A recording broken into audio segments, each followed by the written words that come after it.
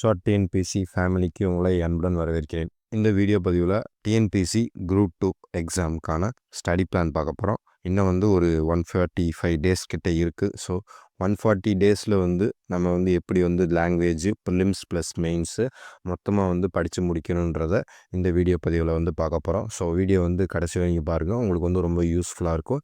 இந்த ஸ்ட்ராட்டஜியை நீங்கள் ஃபாலோ பண்ணிங்கன்னா கண்டிப்பாக இந்த வருஷம் நடக்க போகிற குரூப் 2 எக்ஸாமில் நீங்கள் வின் பண்ணுறதுக்கு எல்லா விதமான வாய்ப்புகள் அதிகமாகவே இருக்குது. ஸோ வீடியோ கடைசி வரையும் பாருங்கள். இப்போ வீடியோக்குள்ளே போயிடலாம். As per annual planar TNPSC group 2 exam date எப்போனா செப்டம்பர் 28, 2025. ஓகே, இப்போ இந்த 145 டேஸ் நான் அதில் ஒரு 140 டேஸ்னே வச்சுட்டு இந்த 140 டேஸ் நம்ம என்ன பண்ணணுன்றத தெளிவாக சொல்லியிருக்கேன். ஃபஸ்ட்டு எடுத்தோடனே முதல் விஷயம் என்னென்னா PYQ previous year question group 2 exam 2012 இப்போ வரைக்கும் 2024 வரைக்கும் group 2 exam prelims plus mains என்னென்ன எக்ஸாம்பிள் நடந்திருக்கோ எல்லா எக்ஸாமுக்குமான பிஒய்க்யூ மெட்டீரியலை நீங்கள் கலெக்ட் பண்ணணும். ரொம்ப ரொம்ப முக்கியம். அதை எடுத்து ஃபஸ்ட்டு வச்சுருங்க. ப்ளஸ் சிலபஸை பிரிண்ட் அவுட் எடுத்து வச்சிடணும். இந்த ரெண்டு தான் ஃபஸ்ட்டு நீங்கள் பண்ணி முடிக்கணும். இதை நீங்கள் பண்ணணும். நான் ஸ்டெப் பை ஸ்டெப்பாக சொல்லுவேன், ஒன்று ஒன்றா நீங்கள் ஃபாலோ பண்ணணும். ஓகேவா? இப்போ second, language both Tamil R English நீங்கள் எது வேணாலும் படிக்கலாம். ஸோ அதுக்கு டெய்லியும் 2 மணி நேரம் நீங்கள் ஒதுக்கியே ஆகணும். இந்த 140 நாளும் நீங்கள் லாங்குவேஜ் படிக்கணும். மொத்தமாக 200 கொஸ்டின் கேட்குறாங்க. அதில் 100 கொஸ்டின் நமக்கு லாங்குவேஜில் இருந்து கேட்குறாங்க. ஸோ லாங்குவேஜ் எல்லாருமே படிப்பாங்க. 100க்கு 95 மேலே எல்லாருமே போடணும்னு ட்ரை பண்ணுவாங்க. ஸோ தமிழ் ஆர் இங்கிலீஷ் எந்த லாங்குவேஜ் எடுத்து படித்தாலும் நீங்கள் டெய்லியும் 2 ஹவர்ஸ் இதுக்கு ஸ்பெண்ட் பண்ணணும். இந்த லாங்குவேஜ் எப்படி படிக்கணுன்றதை இந்த வீடியோவில் கடைசியில் சொல்கிறேன். ஸோ நம்ம நெக்ஸ்ட் போயிடலாம். மேக்ஸ் பாருங்கள். மேக்ஸ் 25 கொஷின்ஸ் கேட்குறாங்க. ஸோ 25 அவுட் ஆஃப் 25 நம்ம எப்போ வாங்க முடியும்னா டிஎன்பிசி மேக்ஸுக்கு ப்ரிப்பேர் பண்ணாதீங்க. எஸ்எஸ்சி மேக்ஸ்க்கு அந்த ஸ்டாண்டர்ட் கொஸ்டினுக்கு நீங்கள் ப்ரிப்பேர் பண்ணணும். அப்வியஸாக ப்ரீவியஸ் இயர் கொஸ்டினில் டிஎன்பிசியில் என்னென்ன கேட்டிருக்காங்களோ அதெல்லாம் சால்வ் பண்ணணும்.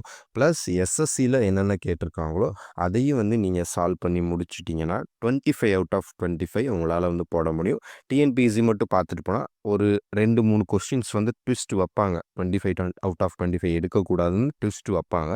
ஸோ அதுலேருந்து தப்பிக்கத்தான் நான் உங்களை எஸ்எஸ்சி ஸ்டாண்டர்ட் படிக்க சொல்லியிருக்கேன். ஸோ நீங்கள் மேக்ஸுக்கு டெய்லி 1 ஹவர் எடுத்துகிட்டு ப்ரீவியஸ் இயர் கொஸ்டின் சால்வ் பண்ணி பார்க்கறது, மேக்ஸு கான்செப்ட்ஸ் பார்க்குறது, ஃபார்முலாஸ் படிக்கிறது, ப்ளஸ் நான் உங்களை எக்ஸ்ட்ரா என்ன பண்ண சொல்லியிருக்கேன், எஸ்எஸ்சி ஸ்டாண்டர்டில் ப்ரீவியஸ் இயர் கொஸ்டின்ஸ்லாம் நம்ம சிலபஸில் எது கவர் ஆகுதோ அதை மட்டும் நீங்கள் சால்வ் பண்ணி பார்க்கணும். ஓகே, இதான் third one. And final fourth one என்னன்னு பாருங்கள், ஜென்ரல் ஸ்டடீஸ். இதுதான்ப்பா நமக்கு ரொம்ப ரொம்ப ஒரு பெரிய தலைவலியாக இருக்கும். ஏன்னா தமிழ் ஈஸியாக படிச்சிருவாங்க, மேக்ஸ் ஈஸியாக படிச்சிருவாங்க.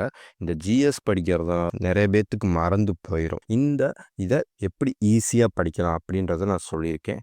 140 டேஸ் நமக்கு இருக்குது. இந்த 140 டேஸில் 70 டேஸ் மெயின்ஸ், 70 டேஸ் ப்ரிலிம்ஸ். நீங்கள் அப்படி பிரிச்சுக்கோங்க. ஏன்னா குரூப் 2ஏ வர்றது அது நமக்கு தெரியாது. ஸோ நம்ம குரூப் 2 தான் படிக்கணும். ஸோ அப்போ நம்ம மெயின்ஸுக்கு சேர்த்தே இந்த 140 நாளில் நம்ம படிச்சிட்டோம்னா ரொம்ப ரொம்ப ஈஸியாக இருக்கும். எக்ஸாம் ரிசல்ட் வர்றப்ப நம்ம ஈஸியாக பாஸ் பண்ணிட்டு போயிடலாம் மெயின்ஸ் எக்ஸாமை. ஓகேவா? இப்போ இந்த 70 டேஸ் மெயின்ஸு எடுத்தோடனே மெயின்ஸுக்கு படிங்க. ஏன்னா எடுத்தோடனே மெயின்ஸுக்கு படித்தா தான் நம்மளால் டீட்டெயில்டாக படிக்க முடியும். மெயின்ஸுக்கும் ப்ரிலிம்ஸுக்கும் என்ன வித்தியாசம்னா, ப்ரிலிம்ஸில் அவங்க கொஷின் கொடுத்து 4 ஆப்ஷன் கொடுத்துருவாங்க. அதில் நம்ம எதுன்னு சூஸ் பண்ணுறது கொஞ்சம் ஈஸியானது. ஆனால் மெயின்ஸ் அதில் எழுதுகிற ஒவ்வொரு பாயிண்ட்டு, ஒரு ரிட்டன் எக்ஸாமாக அதில் எழுதுகிற ஒவ்வொரு பாயிண்ட்டும் நீங்கள் ஜென்ரேட் பண்ணணும். நீங்கள் என்னென்னலாம் படிச்சிருக்கீங்களோ அதை கொண்டு நீங்கள் பேப்பரில் எழுதணும். ஸோ அதில் நம்ம ரொம்ப ஸ்ட்ராங்காக இருக்கணும். மெயின்ஸ் ஸ்ட்ராங்காக இருந்தீங்கன்னா ப்ரிலிம்ஸ் எந்த விதமான தயக்கமும் இல்லாமல் நீங்கள் ஈஸியாக கிளியர் பண்ணிடுவீங்க.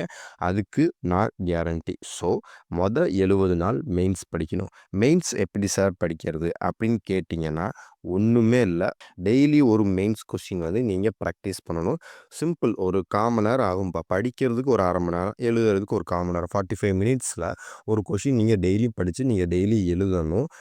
ரைட்டிங் ப்ராக்டிஸ் ரொம்ப ரொம்ப முக்கியம் மெயின்ஸை பொறுத்த வரைக்கும். ஸோ இந்த 70 டேஸ் நீங்கள் என்ன பண்ணுறீங்கன்னா டெய்லி ஒரு மெயின்ஸ் கொஸ்டினை நீங்கள் எழுதி பார்க்குறீங்க. ப்ளஸ் படிக்கிறீங்க. மெயின்ஸ் கொஸ்டின்கள் எங்கே சார் போகிறது? இருக்கவே இருக்குது. நம்ம ப்ரீவியஸ் இயர் கொஸ்டின்ஸ் குரூப் 2 எக்ஸாமில் ஏற்கனவே ப்ரீவியஸ் இயர் கொஸ்டின்லாம் என்னென்ன கேட்டிருக்காங்களோ அதை வந்து நீங்கள் எடுத்து ப்ராக்டிஸ் பண்ணுங்கள். அதுவே போதுமானது. எப்படி எழுதணும், ஹைலைட் பண்ணுறது பாயிண்ட்ஸு அதெல்லாம் வந்து உங்களுக்கு டவுட்டு வரும். அதுக்கு ஒரு strategy how to write group 2 mains or group 1 mains இந்த மாதிரி மெயின்ஸ் எக்ஸாம் எப்படி எழுதலாம், என்னென்ன ஆர்டரில் எழுதலாம், என்னென்ன ஃபார்மெட்டில் எழுதலாம் அப்படின்ற ஒரு வீடியோ வந்து ரெடி ஆகிட்டுருக்கு. So stay tuned with channel. மறக்காமல் நம்ம சேனலை வந்து சப்ஸ்கிரைப் பண்ணிக்கோங்க. ஓகே, இப்போ மெயின்ஸு சொல்லிட்டேன். மெயின்ஸ் 70 நாள் படித்து முடித்ததுக்கப்புறம் நீங்கள் ப்ரிலிம்ஸ்க்கு வந்து படிங்களேன்.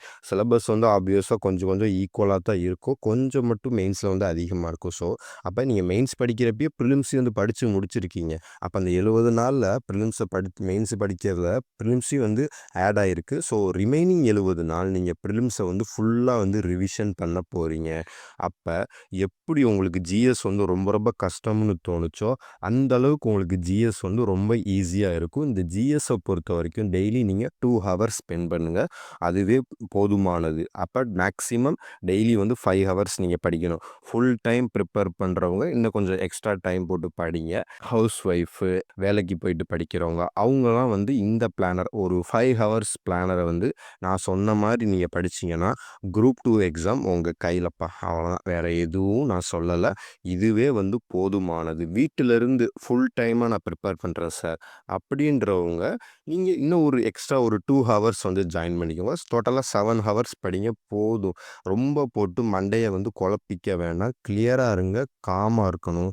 நம்மளால் முடியும். நாம் படிச்சுக்கிட்டே இருக்கோம், டெய்லியும் படிக்கிறோம். ஒவ்வொரு டாபிக் படித்து முடிக்கிறப்பையும் உங்களுக்குள்ளே வந்து சொல்லிக்கோங்க, ஓ அப்போ நம்ம ஒரு டாபிக் படித்து முடிச்சிட்டோம், ஹாப்பி. அப்போ நெக்ஸ்ட் நம்ம அடுத்து படிக்கணும். இந்த மாதிரி உங்களுக்குள்ளேயே வந்து ஒரு சின்ன காம்ப்ளிமெண்ட்டு கொடுத்து உங்களோட எனர்ஜியை நீங்கள் பூஸ்ட் பண்ணிகிட்டே போகணும். உங்களோட கான்ஃபிடென்ட் லெவலை நீங்கள் பூஸ்ட் பண்ணிகிட்டே போகணும்.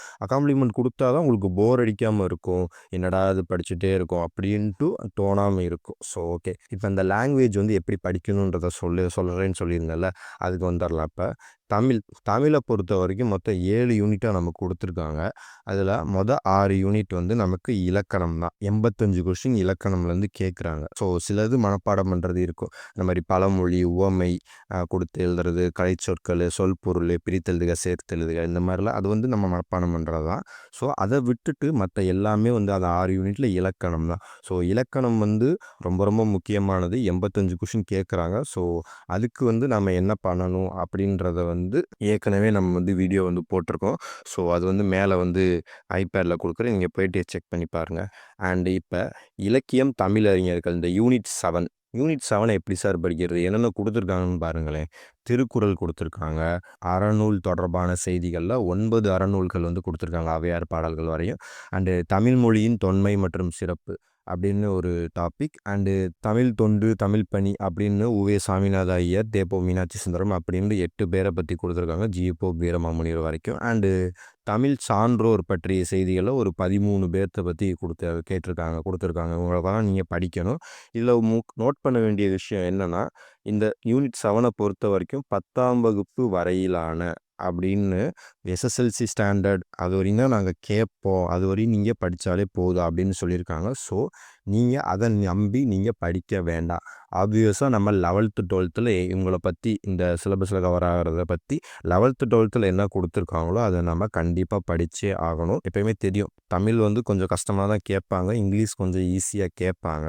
நம்ம எதுக்கும் தயாராக இருக்கணும். அதனால தான் நான் சொல்கிறேன், 11th 12th நீங்கள் இந்த சிலபஸில் கவர் ஆகிறத நீங்கள் கண்டிப்பாக படித்தே ஆகணும். ஓகே, இப்போ இந்த 15 கேள்விகளுக்கும் நாங்கள் வந்து வீடியோஸ் ஏற்கனவே வந்து போட்டுட்டோம்.